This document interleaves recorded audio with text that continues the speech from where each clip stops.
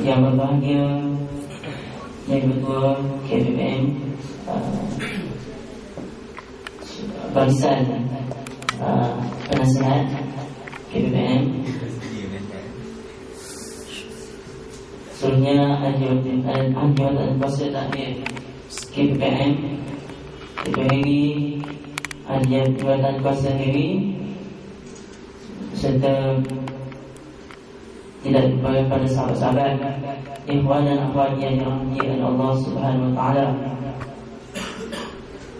Semoga pada malam ini, malam Sayyidul Ayyam, kita dapat sama-sama menimba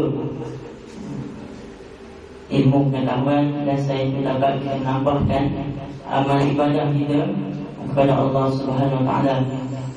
Dan inilah dituntut kepada kita selaku hamba Allah Subhanahu wa taala yang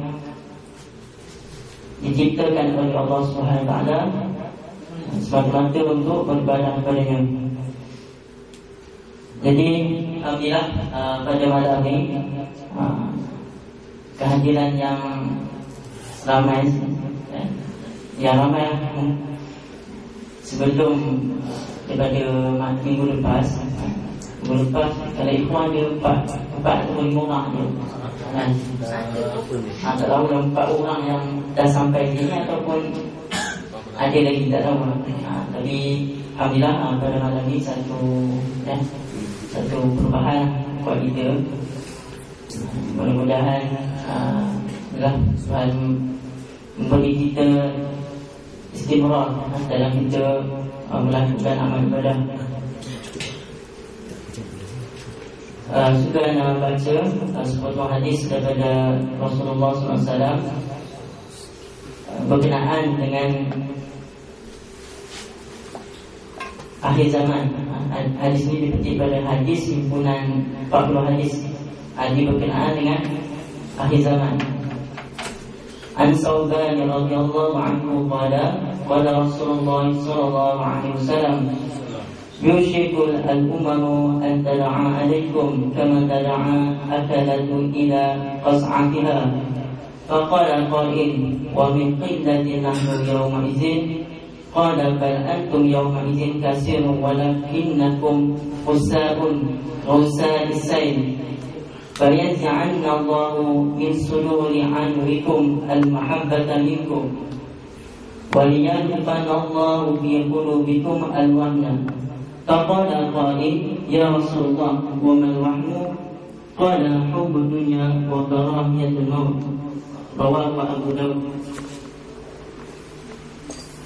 Yang bermaksud daripada Sauban radhiyallahu anhu berkata, sabda Rasulullah sallallahu alaihi wasallam, yushiku al-ummu an tad'a alaikum, telah hampir tiba satu masa yang di mana al-ummu an tad'a alaikum, bangsa-bangsa lain datang kepada kamu, kama tad'a akalatu ila qas'atiha, sebagaimana mereka datang mengemuruni makanan yang dihidangkan.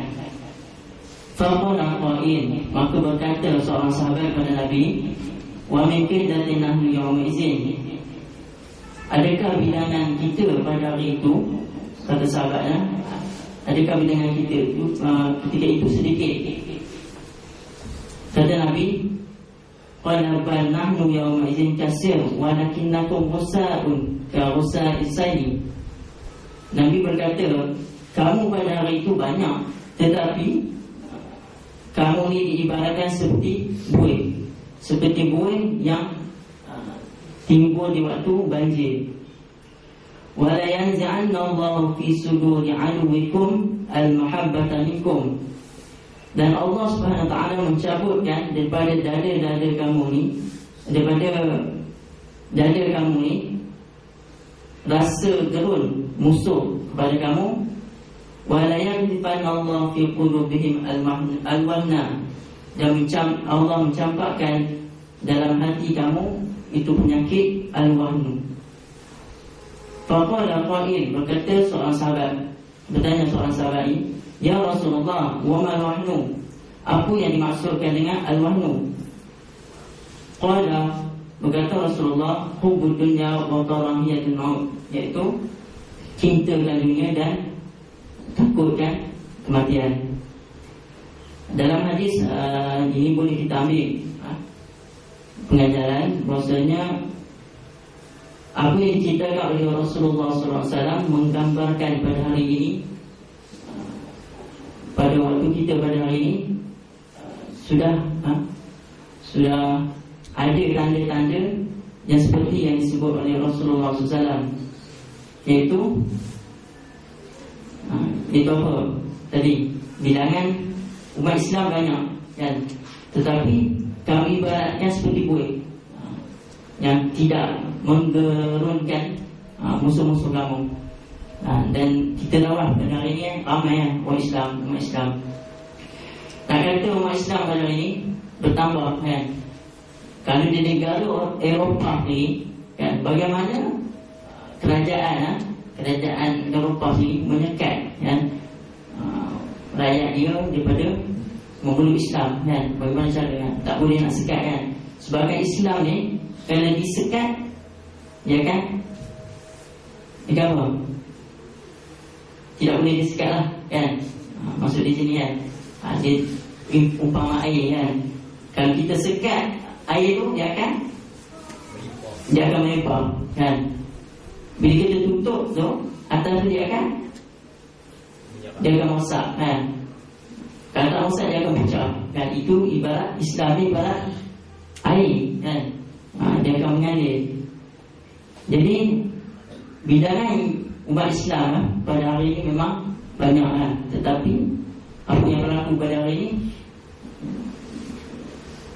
sedikit pun tidak menggolongkan musuh kan, orang kafir pada hari ini kan. Bagaimana kita tahu umat Islam pada hari ini di bumi-bumi Islam, contohnya berlaku di Palestin, di Iraq kan, baru ni di Libya kan berlaku. Maknanya umat Islam ni menjadi bahan boneka kan, bahan boneka ataupun menjadi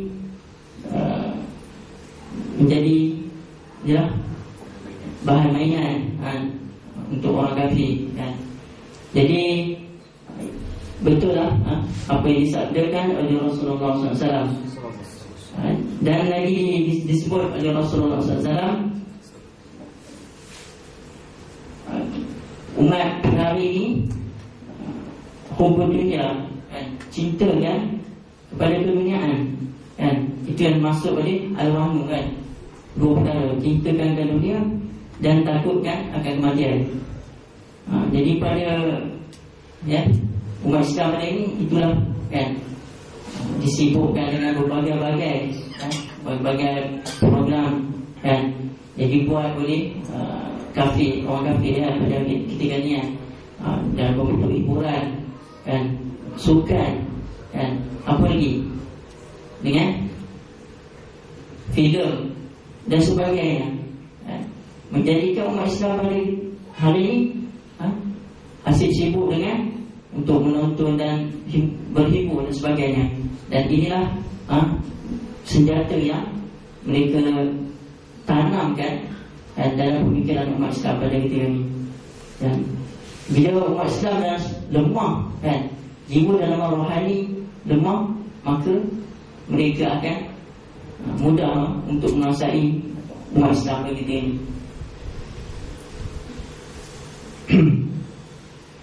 Okey, apa yang dimaksud al-wahnu? Maksud sebenarnya cintakan dunia dan takutkan mati kan. Dua makna. Cinta dunia yang bermaksud tamak bakhil dan tidak mahu untuk menafkahkan harta bila dah kaya, dah senang dah, tak ingat untuk sumbangkan duit kita pada jalan Allah SWT kan, untuk kita sedekah kan, untuk beri zakat kan. Itu orang masuk cintakan dunia kan. Bukan hanya dia cinta kepada harta saja, malah dia cinta kepada anak, isteri dan sebagainya. Apa yang apa yang disayang kat dunia ni. Itu maksud dia cinta kan dunia, ya. Dan takut pada kematian. Takut tu dia takut dari segi lah, dari segi dia tidak membuat persiapan untuk mati. Dan asyik sibuk mengejar dunia sehingga terlupa untuk, bukan terlupa, kadang-kadang dia tak memikirkan tentang akhirat, kan? Jadi apa yang sahabat-sahabat, apa yang disebut oleh Nabi sallallahu alaihi wasallam, kan? Kalau ini yang anda sebut, yang tadi anda sebut berkenaan dengan dunia luar, kan? Kalau dunia dalam kita ni, dalam lingkungan kita ni sebagai mahasiswa KPIM Mesir, kan? Adakah apa yang disebut Rasulullah SAW ni ada pada jiwa kita? Ada kita tak? Ada tak? Tak ada. Ada tak? Ada. Kita cinta kepada dunia? Ada. Tak ada. Tak ada menipu lah. Tak ada kita menafikan hadis Nabi, kan? Kalau betul-betul kita tidak takut pada mati, kan? Seperti yang Rasulullah SAW, solat jemaah kita confirm semua penuh, kan? Som ni semua penuh, tak ada yang tertinggal, kan? Sebab kita takut pada mati. Tapi kenapa bila solat kita berjemaah kurang, kan? Nak tunggu apa? Nak tunggu dah nyanyi bodoh baru nak naik, kan? Bukan begitu sebenarnya. Dan ini tanggungjawab kita, kan? Kerana bicara pasal solat, kan? Sahabat-sahabat semua dah tahu, semua dah faham, semua dah mengaji, kan? Dalil pun dah hafal dalam kepala, kan? Tak payah disebut, kan? Disebut buang masa lah dia, kan? Tetapi macam mana kita? Kita dah tahu benda itu, kadang-kadang kita tak apa nak laksanakan. Betul tak? Kalau tak sempat apa, kan? Tak sempat tu tak apa, tapi kadang-kadang kita sengaja, kan? Duduk di syakam, buka laptop, tengok cerita, dia tu sembang-sembang memang orang azam, tak ada buat apa, kan? Terus tengok cerita, kan? Jadi mana perasaan kita? Perasaan kita takut pada mati, kan? Jadi sahabat-sahabat kena jagalah solat, kan? Tidak kira, kan? Kita nak mati ni bukan syaratnya kena tua, kan?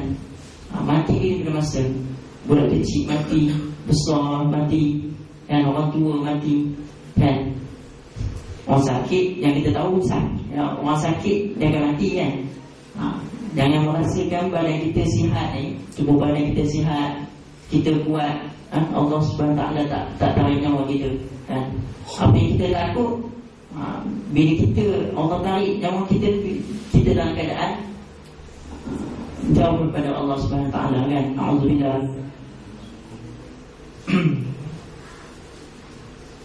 Dan seterusnya, kenapa faktor yang menjadikan umat Islam pada hari ini tidak yang disebut dalam hadis Rasulullah SAW, kan?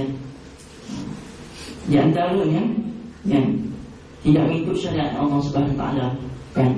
Kita tengok pada hari ini macam mana, kan? Dari segi yang atas ini sampai yang bawah, kan? Daripada pemimpin sampai rakyat sendiri, kan? Kalau kita tengok pemimpin, macam mana pemimpin dunia Islam pada hari ini, macam mana, kan? Seperti Mesir, kan? Banyak negara-negara, kan? Sebab apa, kan? Dia minta tidak melaksanakan hukum Islam, kan? Ini yang bila dia melaksanakan hukum daripada Islam, begitu yang rakyat akan mengikut pemerintah, kan? Jadi bila tak melaksanakan Islam, maka inilah yang jadi, kan? Maknanya musuh Islam ni mudah untuk menguasai umat Islam. Jadi yang lain menyanjung, kita terlalu menyanjung artis-artis, kan? Ataupun selebriti kita, kan. Boloman tak apa. Dia tobat. Jadi kita lebih menyanjungkan al-taslim daripada ulama. Ulama sendiri kan. Kita tengok kan, negara-negara yang teruk seperti tengok Mesir, Malaysia ni, macam mana kedudukan ulama tu diletak di mana kan? Bukan di nombor satu kan. Nombor satu apa? Tentu artis, betul tak? Kalau di Malaysia tu artis. Yang kedua apa?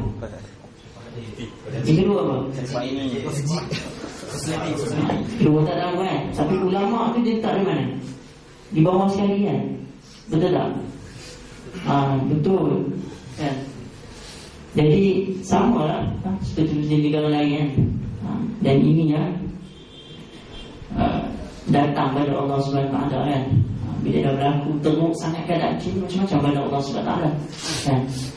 Dengan tsunami ya, apa lagi, gempa bumi ya, macam-macam kan bencana kan. Bukan kita nampak bencana Allah SWT itu aja kan, tetapi balik Allah SWT tu untuk wasaknya muda-mudi kan. Wasak muda-mudi tu melahirkan anak-anak menikah, banyak orang zina. Bila dah banyak berlaku macam tu, kita pening kepala untuk fikir macam mana nak selesai pada. Dan itu yang berlaku di negara-negara seperti negara Malaysia kita. Jadi firman Allah SWT, A'udzubillahi minasyaitonir rajim, Zuhral fasadu fil barri wal bahri bima kasabat aydin nas yudhiqahum ba'dalladhi amilu la'allahum yarji'un. Yang bermaksud telah nampaklah kerosakan di daratan dan di lautan. Dengan sebab apa? Dengan sebab perbuatan manusia itu. Yudhiqahum ba'dalladhi amilu, dan Allah menghendaki supaya agar mereka merasakan sebahagian daripada akibat perkara yang dilakukan oleh mereka.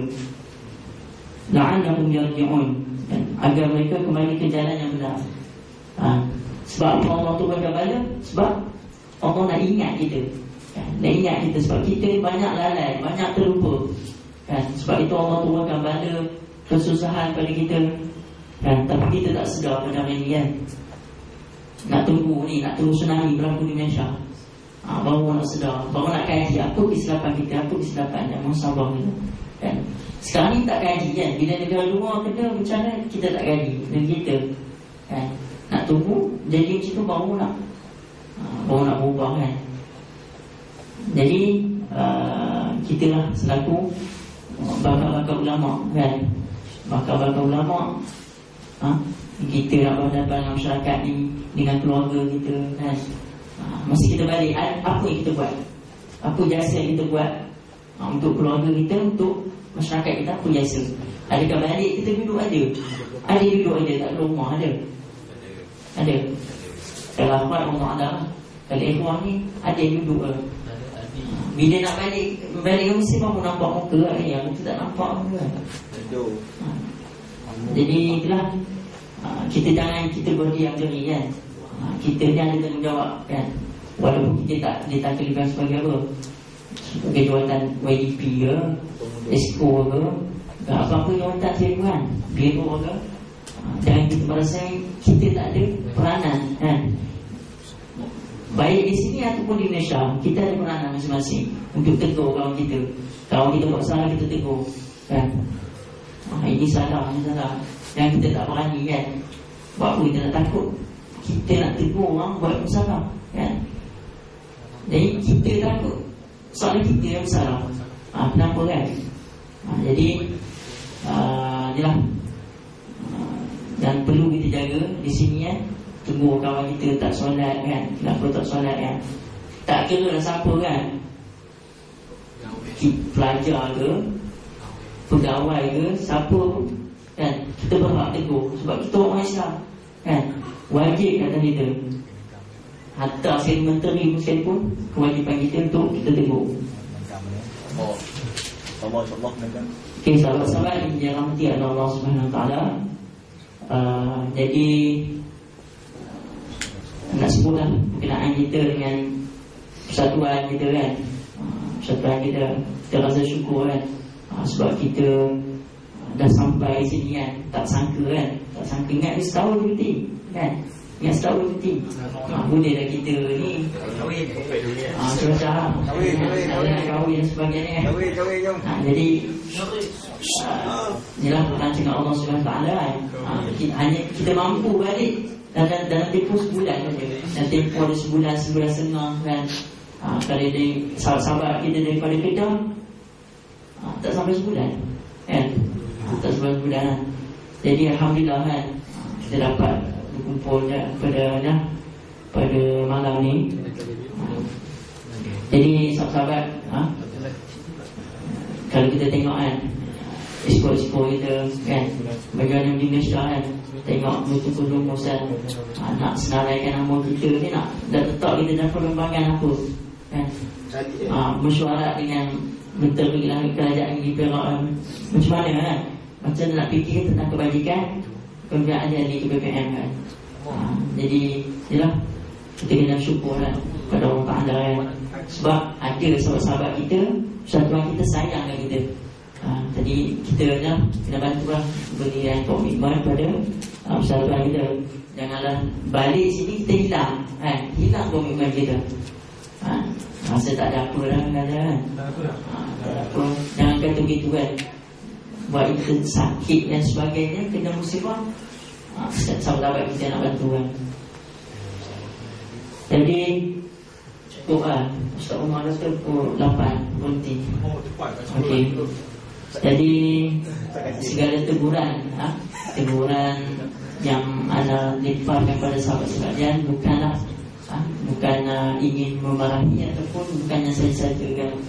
Tetapi anda berpesan kepada diri anda dan kepada sahabat-sahabatnya supaya kita kena selalu memperingati kan, satu sama lain kan.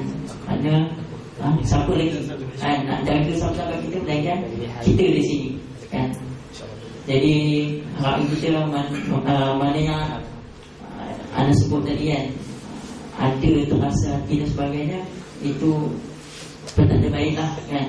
Mungkin kita pun menerima nasihat orang kan. Alhamdulillah kan. Jangan kita bila orang sampaikan nasihat kita tak rasa apa kan, hati terang kan. Maknanya Allah dah tutup pintu hati kita. Alhamdulillah kan. Jadi akhiri dengan aku depan hazar wa astagfirullahaladzim. Waalaikumsalam warahmatullahi wabarakatuh. Waalaikumsalam warahmatullahi wabarakatuh.